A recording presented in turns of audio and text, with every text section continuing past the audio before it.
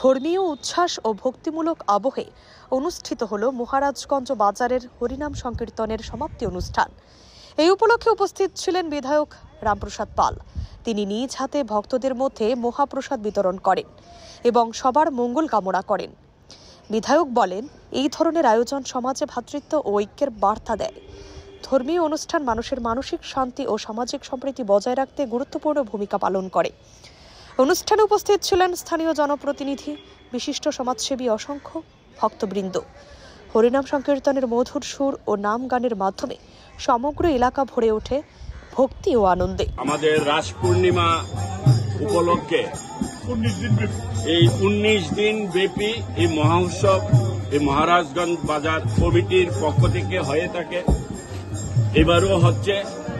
এবারও হাজার হাজার সনাতনী ভক্তবৃন্দ এখানে এই উৎসবে সামিল হয়েছে। আমিও এখানে এসেছি হাজার হাজার ভক্তবৃন্দদের সাথে সামিল হয়ে সেই মহাপ্রভুর যে আশীর্বাদ প্রাপ্তি হওয়ার জন্য।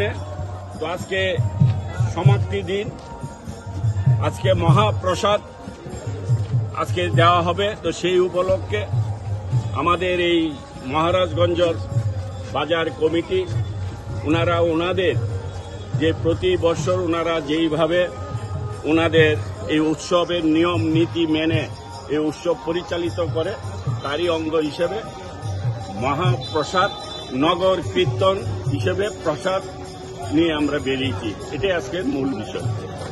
ব্যুরো রিপোর্ট, অবিরাম 24x7।